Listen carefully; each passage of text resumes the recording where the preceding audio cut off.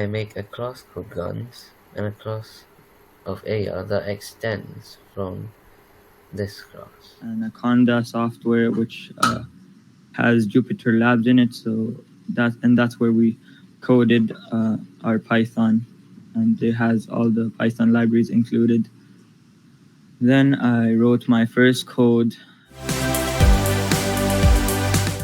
My experience has been good. I've learned lots of things. And my comments about this course was that it was challenging, but to the point where it's also fun, which is how I like stuff, because